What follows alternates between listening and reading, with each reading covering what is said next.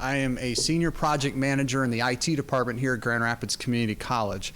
I've been a project manager for many years. I've done project management in nonprofit and for-profit organizations. Volunteer project management I've done for well over 25 years.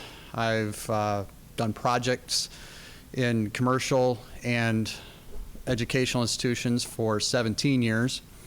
Most of my projects in the commercial and educational industries have been in IT, information technology.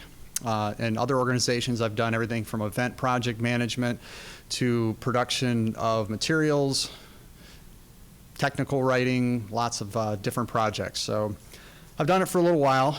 I'm coming up on 48 years old, so I'm finding my way into writing things down more often than not. So writing is actually a big part of my life because I don't remember things like I used to because there's so much there that I have to think about. Now this project is really going to talk about, this presentation is going to talk about managing projects, but the importance of writing and managing projects. We're also going to look at good writing and its correlation to successful projects and poor writing and its correlation to failed projects. First of all, I'd like to ask you a few questions. First one is, what is your experience with following poorly written instructions? Go ahead and shout it out if you want to. I'll repeat it because I don't know if they can hear you on camera without the microphone. Someone ever give you instructions that weren't written very well and you had to follow them? Where did you end up? Exactly. You're constantly having to read them? Exactly. You got to look at it, try to figure it out. What's your opinion of poorly written emails? It's okay. You can say it. Yeah. What does it make you think of the person who's writing it? They don't care too much about it? I tend to lose, I find that my credibility or my view of their credibility is diminished. And if I put a poorly written email out there, the same will happen to me. How do you feel when you ask somebody for something and you get something else in return? They weren't paying attention. They weren't paying attention. And what does it feel like when someone doesn't pay attention to you? You're not important enough to them, right? That's right. Yeah. See, these are all things that project managers encounter on a regular basis. Poorly written instructions. Project managers write a lot of processes, or at least involved in the writing of processes. And email, that's a big part of it these days. Correspondence and how you manage stakeholders and work with people is very important. And then requirements. When somebody asks for something, you give them something else. Even if it's better than what they asked for, they still are going to feel like, well, that's not what I asked for. And this is a big part of it.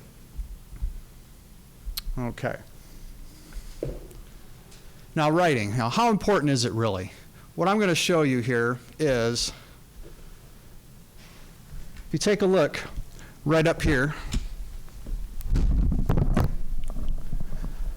it's hard to see in the back, but I'm going to show you. This is the most in-demand skills in the 15 business functions. This is taken from the Harvard Business Review, not exactly a tabloid by any means. Number 3 on the list is writing. Now 90% of all project management is communication, and of that 90%, writing is cornerstone to getting things done right. Number 3 is writing, and if you look across the top here, you see engineering, research planning, marketing, manufacturing and production, management and operations, customer care, client care, all writing. In fact, you will see that of this, client and customer care is a big part of it. And you'll notice that it's number 3 overall, number 5 there, it's number 2, number 1 in other areas, that writing and communication in general. But I find writing to be that important, especially in project management. I'm going to talk a little bit about the Unified Vision Framework. The Unified Vision Framework is a very simple design, but it's a big part of how I manage projects. I will talk about this as we go through this presentation. Along the way, if you have any questions, feel free to ask anything you like. I will stop, I'll answer your question. If it's getting a little too long, I'm going to move along because I only have 45 minutes. I want to build a context around what it is we're doing. So what is a project? A project is I should ask you that question. Now, a project is a temporary endeavor undertaken to create a unique product, service, or result. And it has a definite beginning and end. It's that simple. What you see there, what's not said there, is it's all about change. Projects are about change. How many people like to change? Some people do. Not a lot of hands up there. I got one in a room full of probably 60 some people. There's two. Most people, there's 3 and 4. Most people don't like change, and that's all right. But that's the thing that's so important. Every project involves changing something. It could be changing something that you do on a regular basis, and you have to come to this new thing. It could be a new system that's implemented. It could be some new rules and processes. It could be a new event that's going to further your organization. There's a lot of reasons for change, but a lot of people don't like to do it. It's really important that writing is a big part of the change that occurs. What is project management? It's the application of knowledge, skills, tools, and techniques to project activities to meet project requirements. It requires effective management of appropriate processes. These definitions are coming out of what's called the project management body of knowledge. And this is from an organization called the Project Management Institute, which certifies people in project management around the world. What is a project manager? Well, that's what I am. It's a person who's assigned by the performing organization to lead the team that is responsible for achieving the project objectives. And as a project manager, you'll notice that I'm assigned. I don't have any authority. I have none. Okay? All I have is my ability to communicate, because that's 90% of my job. So think about it. What kind of communication skills do I have to do this job well? Think about writing, speech, presentation skills, nonverbal skills, all those things, but writing is big, real big. And I'm going to focus on, in this presentation, the key aspects of project management and writing. I'm also going to talk about the 6 constraints of project management, because these constraints really affect how I manage a project and what things I need to do in order to achieve the goals of the project.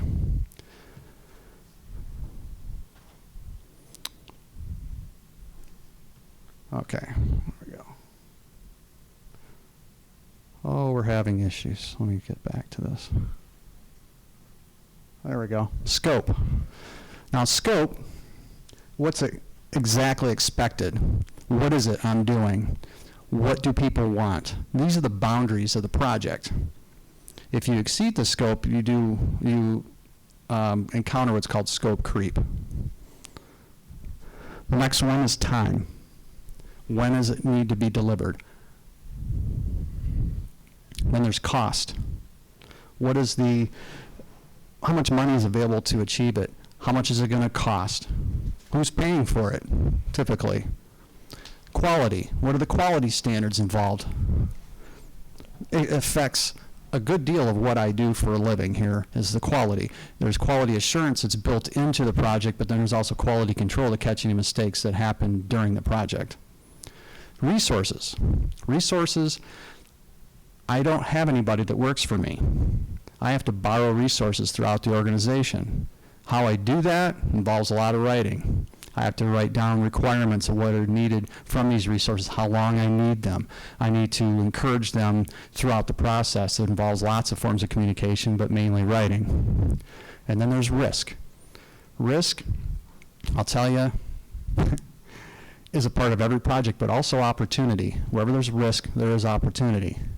And registering your risks and coming up with responses to the risks and knowing how to monitor those risks is a key part of project management. So let's define project success.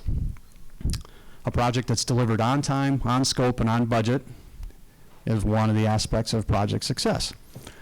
Project deliverables match the customer's requirements and they are pleased.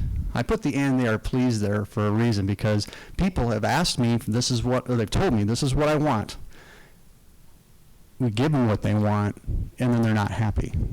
So I have to continue to monitor what it is they want to ensure none of that has changed. And the deliverables of the project are sustainable. Yes. Oh, sorry.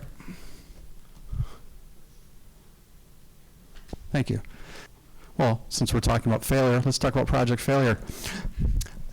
Any one of the following can determine project failure. If it's not delivered on time, on scope, or on budget. That's something that can happen. If you come in on time, but your scope is expanded, you're probably going to be paying a lot more for it, and you've created a lot more resource issues and quality issues in the process. Project deliverables don't match the customer's expectations, and they are not pleased. And the deliverables are not sustainable. So it's pretty much the opposite of what I mentioned before.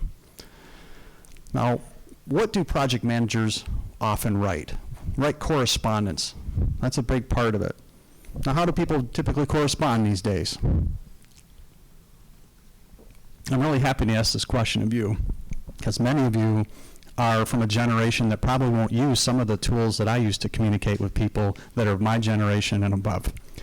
Typically, email is used, but I have worked with lots of different people lately that prefer a text as correspondence. There's nothing more concise than a text, but it has to be very clean and clear.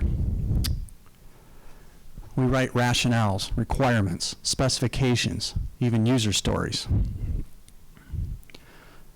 Now, with rationales in particular, anytime a project is thought of, how many of you have planned a birthday party? Okay. Think about when you're planning a birthday, you got to figure out why you're doing it, right?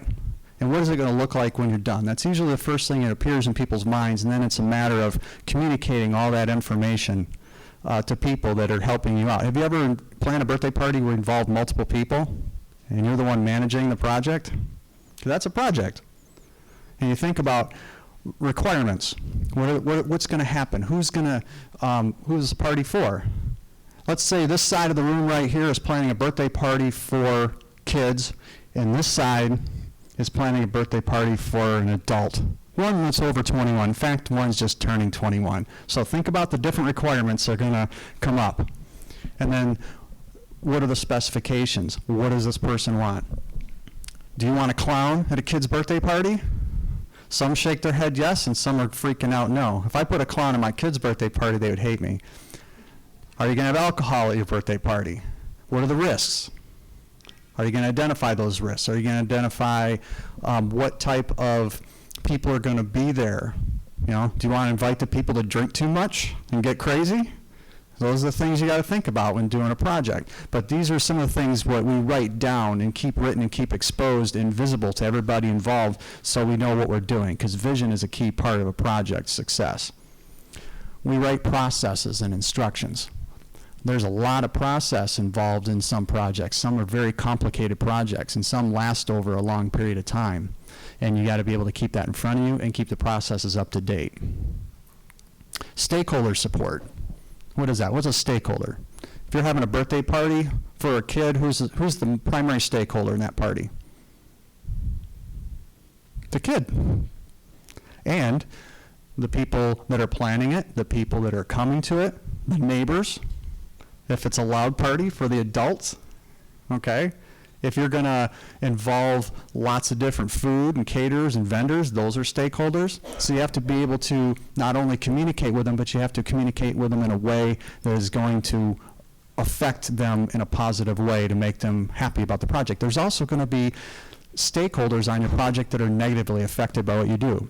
People that don't like change, and you have to be able to soften that. Writing is a key component in that. I'll explain why in a little bit. Meeting minutes. How many of you have been to a meeting where someone had to take notes? Those are called minutes, oftentimes. And somebody who takes those minutes have to do a really good job to make sure it's clear, because the person who writes the minutes writes the history.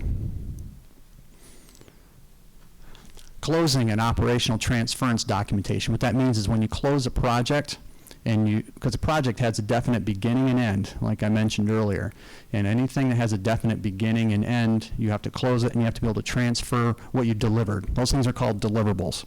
So if you were doing a birthday party and you've taken all the party cake, the food, the presents, all those things would be considered deliverables. But in the end, you got to pay off the vendors, anybody who have come in, you paid for the cake, any kind of procurement that has been done, you want to make sure you close those out so you're not continuing to receive bills. Lessons learned. This is something that most people, is that even showing up there? No. It's something that people often tend to forget. Think about it. If you're doing a project, especially one that's likely to have a similar nature again, so if you're doing another birthday party and you had some things that didn't work out well for you, you want to write those things down, but also the things that worked well for you want to write down too. And you want to make it very clear, and you want to pass those on to the people who may do a project like this again, if not for your own sake, but for their sake too. But lessons learned are something you do throughout the project. You write down, hey, this is working well, or this is not working well. Let's make sure we don't do this again, or hey, let's do this some more, because this is really working. Thank you notes. Doesn't seem like it would pop up on a lot of people's lists, but it pops up on mine. I do handwritten thank you notes, especially in big projects to people. That's very important. Some people, if it's overseas, I've worked on some projects overseas for volunteer organizations, and I've sent them emails, but I'd rather provide handwritten notes. I tend to employ my daughter, who is a real good crafter, and she makes these nice little cards for me. It's not child labor, she gets paid. And then I write out thank you notes to people. But writing a good thank you note is very helpful, especially when I'm somebody going into this without authority, and all I have is influence and communication. That's it. And journals. This is more of a personal thing. I will journal my thoughts, especially if I'm in a situation where I feel stressed. Something is coming unglued, and I want my response to whatever it is I need to do in writing to be clear, have the right voice and the right tone, so I don't come off as being either angry or upset, scared, or anything else, because sometimes projects can come unglued. The number one killer of all projects are people. Think about that. People that don't like to change. If we're all robots and I can just program you to do what I want, that's the ultimate control, but that's not possible. So what we have is each other, and we need to be able to do that. But also, the greatest catalyst of any project are people. So it's a matter of managing how people react and do things and operate within the project. It's key to making a project succeed. So journaling is a way to get the voice right, to understand what it is I'm saying and to correspond properly with others.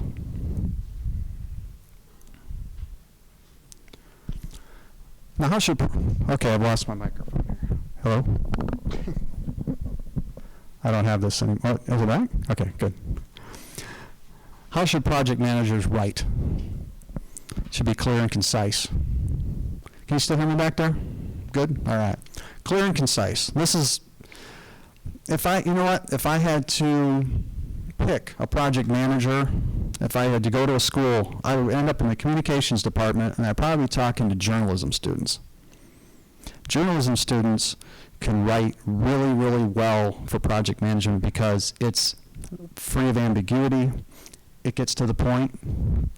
We always ask the question, so what and who cares?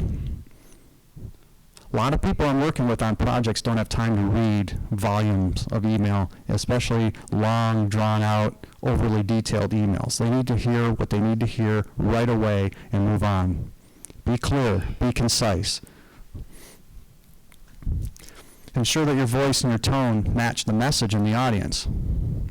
There's some people that I can speak with and write to, and I can be funny. I can even be off color with, and it's going to affect them in a positive way. I can't do that with people, I would say like a dean, at the school. I need to make sure my message, my voice, and my tone match the audience, and I'm always respectful regardless of how I go about it. And seek to inform, influence, and find agreement. That's key. Now, I showed you that model in the beginning and talked about defining, distilling agreement, delivering, and driving a project. When doing this, definition is very important. That's why clear and concise is important. And then finding agreement, because where there's not agreement, you get politics. And politics will kill a project. Here's some writing mistakes to avoid. Errors in mechanics, punctuation, spelling. They will adversely affect your credibility. there's times where I'm rushed and I'll make a mistake. I tend to leave out a word here and there sometimes. I read it in my head, but I didn't see it because I was moving too fast, and I need to be able to slow down. Punctuation, very important. Punctuation can affect the meaning of what it is you're writing. And spelling. You know, with spell check, we don't have too many excuses like we used to. But still, you might spell check it the wrong word. And that makes for some funny reading. Don't use jargon, idioms, and do not be ambiguous. Ambiguity in requirements, especially for a project, will totally hurt a project, and it will cost money to bring it back. It will exhaust people's patience. It will really, it could kill a project. In fact, the number one killer of any project, besides people, are requirements. Poor requirements, poorly written requirements. And also know your audience. You know, not knowing who you're talking to, or who you're writing to, will affect your project in a very adverse way. And poor writing will disengage, or worse, enrage project stakeholders.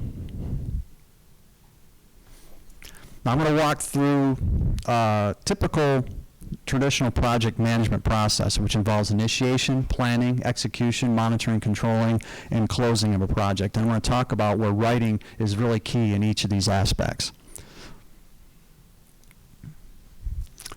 Now, when initiating a project, oftentimes it starts with research. Hopefully on the side of the customer to research what it is they want to do.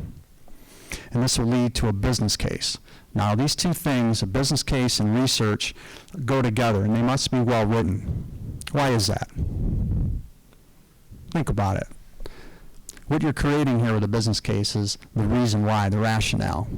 It's about the vision of the project. The vision really is, what is it going to look like when it's done? If you don't have that in mind, if that's not available for the project manager to take on and the people that are working on the project, it will fail. Or at the very least, it's not going to end up what it originally was envisioned to be. Project charter usually follows that. Project charter authorizes work on the project.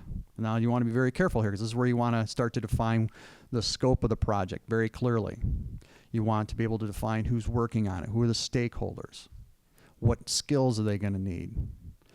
You're also going to define the deliverables, what's being delivered for this project. All takes very solid writing. In fact, when I get into the planning, we'll get a little deeper into that.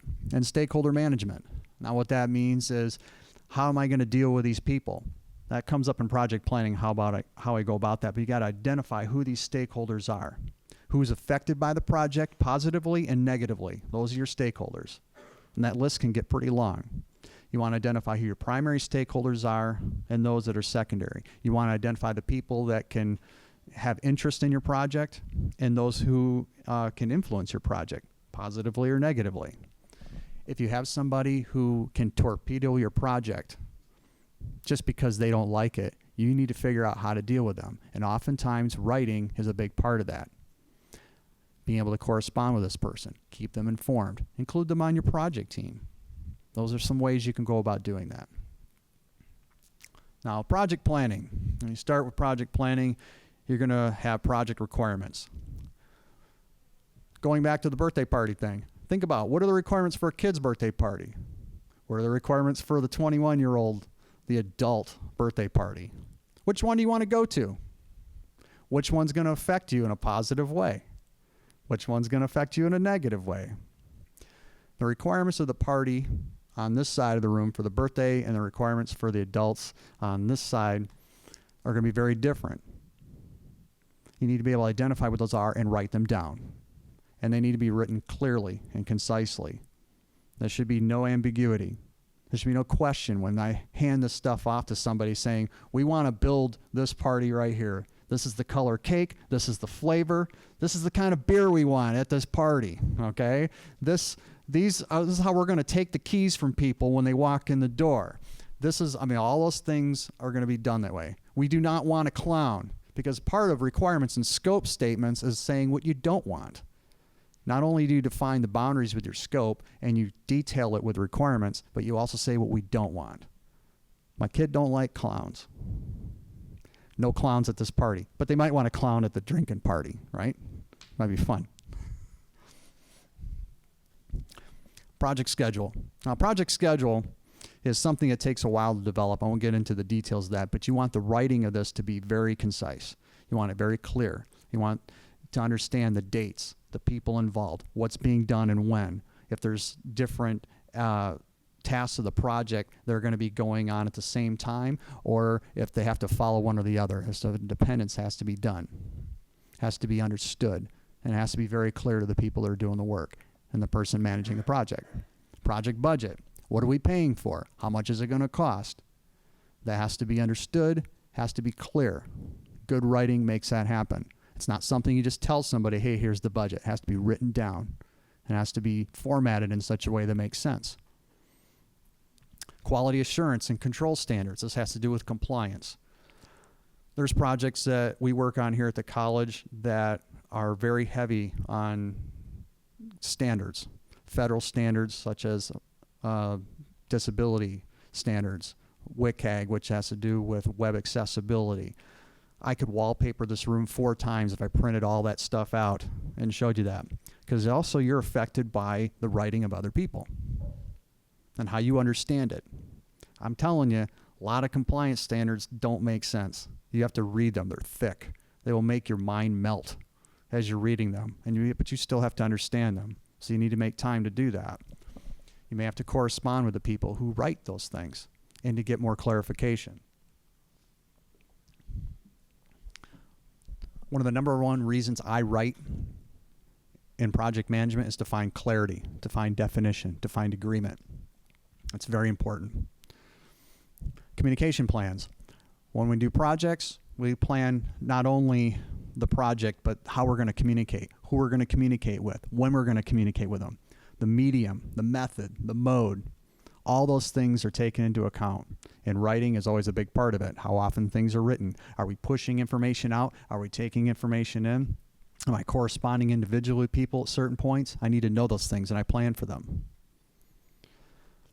Risk and opportunity management. We create what's called a risk register. We register all the risks, write them down, and then we start to monitor them. But we also create what's called a risk response. So let's say we have a risk at the adult's birthday party. What's the number one risk at the adult birthday party if you're serving alcohol? What's that? Drinking and driving, absolutely. Now, if I had to say, how would you, if you're going to serve alcohol, how would you keep people from drinking and driving?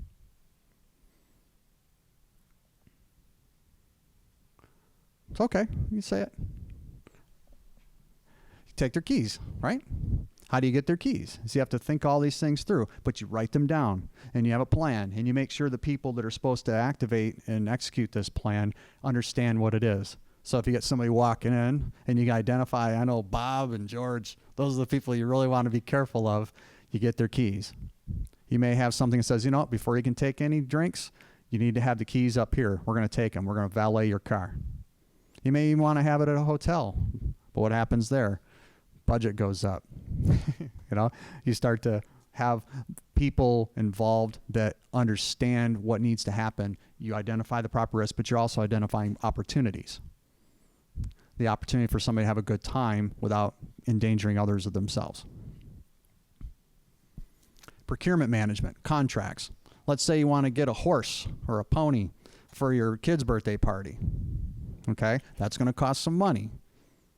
So you want to have a contract. And in a contract, there's going to be liabilities. There's different types of contracts. The kind of work we do in IT especially, there's oftentimes time and materials contracts, fixed price contracts. There's contracts that involve, hey, we'll pay you a little extra money if you finish on time. There's lots of different contracts, and those things are written, always written. You never, ever sign anything without getting it in writing. How that's written, it's not ambiguous. It's not full of idioms or jargon. It's going to be clean, concise, crisp writing. And you have to know how to do that because the people selling it to you ain't going to help you. They're going to want to get you to buy and get their advantage in there. Oftentimes, that can lead to a lot of maintenance payments over years that go beyond what you expected.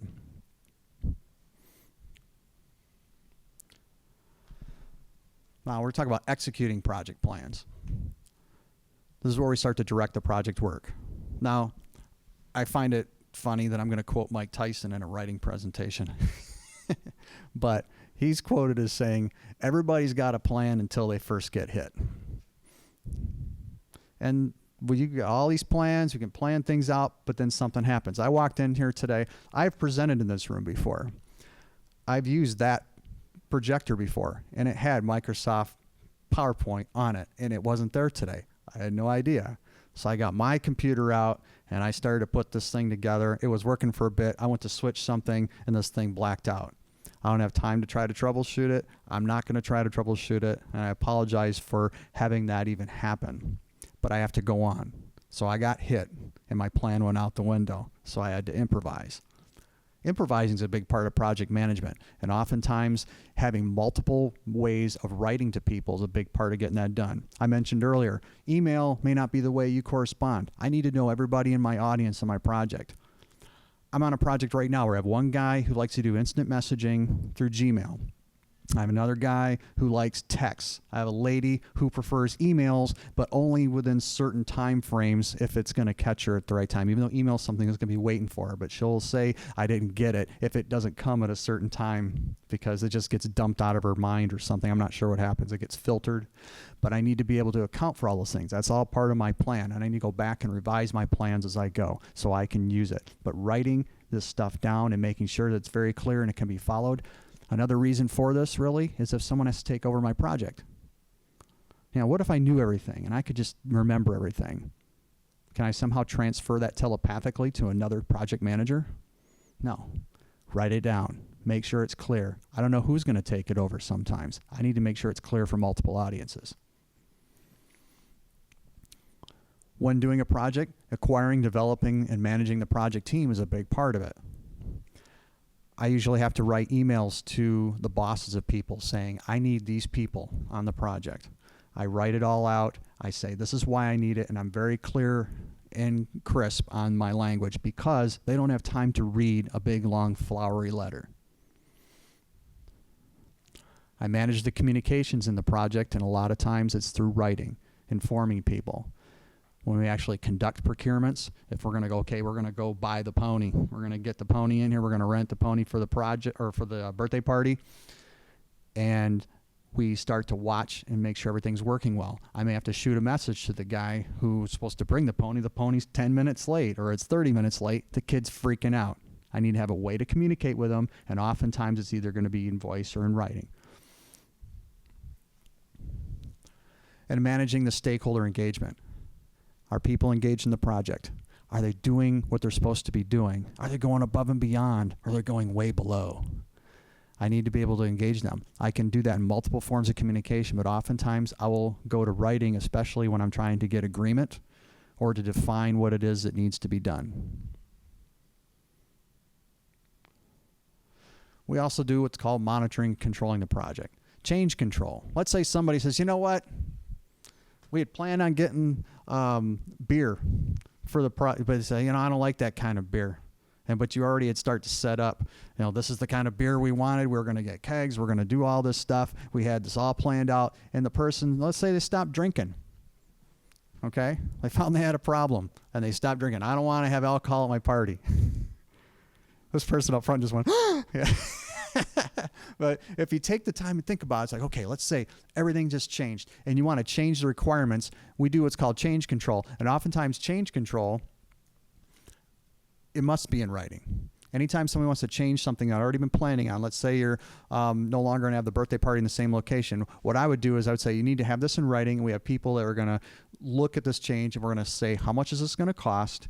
What's it going to take to do this? How much time is it going to take? And how does it affect those constraints I mentioned earlier? How does it affect the resources, the quality, risk, opportunity, time, cost, scope? All those things get looked at, and we write it down, and we agree to it, and I usually make sure it's agreed to in writing. A lot of times projects happen, or projects have issues that occur that change is necessary, and you have to be able to account for that, but it should be in writing. Validating and controlling scope is another big part of this. When things are done the way it's supposed to be done, I usually confirm it in writing, saying, yep, this was done properly. Thank you very much. tell the stakeholder this deliverable is done. It's shown in writing. I look for acknowledgement saying yes, they signed off on it because they have to validate, they've tested it, this is the way it's supposed to be. They give that to me in writing. Why do I do that in writing? Because I've had people tell me, oh yeah, looks great. And then they turn around and torpedo me because they found something they didn't like. I get it in writing. Control the schedule and costs. Now this is something that when you're controlling how the schedule works, that gets back to that change control, controlling the costs. This involves typical correspondence in this is emails, charting, making sure things are tracking the way they're supposed to, watching, validating, making sure people know what they need to do, but all these things are affected.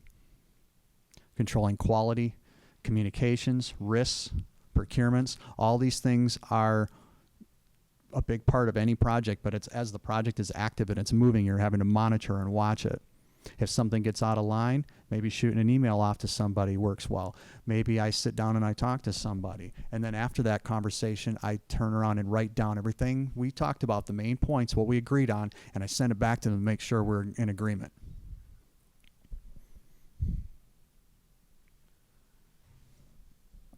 Closing a project. Projects have a definite beginning and end. This is how we end projects. When you close a project or a phase of a project, I have a document that I take out and I list all the things we said we were going to do, how we went about doing it, the expectations, and then how it actually got done. And if anything failed along the way, I document that. If it was done in excess of what was needed, this is why we did it. If it was done as defined, I said it's done as defined. And I have the person review it, and they sign it, and it's officially closed. And I do the same with any procurements too. I recently had to do a contract with a vendor that involved some expensive software. And it's not only a big price tag, but it's also going to cost money every year that we have to pay on maintenance. When I sat down with them, I was always considering what's best for the college and what can I do up to the point where I offend this person that I'm dealing with. I don't want to offend them, but I don't want to be taken to the store either. So a lot of my correspondence I would discuss first over the phone, and then I would turn on and I'd write everything down and I'd shoot it back to them to find agreement. Now, I talked about those 4 Ds: define, distill, agreement, deliver, and drive. Now in the middle of all that is vision. What's it going to look like when it's done? What do you want it to be when it's done? Who are the people? What are the relationships you need to establish? How are you going to communicate with them, especially when it comes to writing? What are the tools and technology you're going to use? So you can use email, text, whatever app that's out there that you're going to communicate with. What knowledge and processes? Your knowledge of writing is key in all this. I can never be the writer I want to be, it seems. I'm always trying to get better. I write on average at least 20 pages a week of something. Whether it's in emails, journals, specifications, requirements, I'm always writing. Some of the most difficult writing I do is trying to take something that's deeply technical and make it sound like plain English. You'll see at this conference, I know there's going to be a thing on technical writing, so I don't want to steal anything from them, but that's a big part of what I do too. So it's part interpretation. When dealing with people from different cultures, different languages especially, finding a common language and a common way of writing that everybody understands, it's best done in writing. If I'm speaking with somebody, it's harder to understand, but if we communicate in English, typically for me, because I don't know any other language, we can at least refine and be able to understand what it is we're saying. That's what the define part's about. And then when we come to agreement, when we deliver on the project, how is that done? How do we conclude the project? And then how do we drive and remain cohesive as a group as we move forward as a team for each deliverable, for every project we do?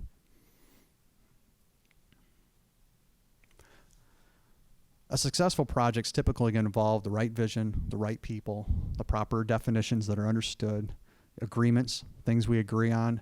We're able to deliver and we're able to drive the project forward and to drive the team forward. But if you don't have a good vision, you have anarchy. A poorly written vision is one that's typically longer than 7 words. Have you ever been a part of an organization or anything where they said, here's our vision, and you could turn around and repeat that vision? I don't see a lot of hands. Knowing what it's supposed to look like when it's done has to be in front of everybody. So if nobody knows what the other is doing or why we're doing it, then you're going to have lots of different interpretations of what's being done, and that can kill a project. Not having the right people can cause anxiety. When I go out and I try to find the right people for my project, I write what I need, and I know who I want, and I have to be influential in my writing. Most of my writing is either informative, influential, or it's recording something that's important. If you don't have the right definitions, you have confusion. Confusion can ruin a project, or can at least make it painful. If you don't have the distilled agreements, if we don't agree on things, you get politics. Politics can ruin a project. If you don't have the ability to deliver, you get chaos. And if you don't have the drive to move it forward, to keep people together, you get division. All these things are going to affect the project negatively. And if you have that, you're going to be fighting your way through a project, and it's going to be hard. Good writing, solid, clean writing, crisp, clear, concise, unambiguous writing is going to make it more likely to be successful. If there's anything you take away from this today, know that. Thank you.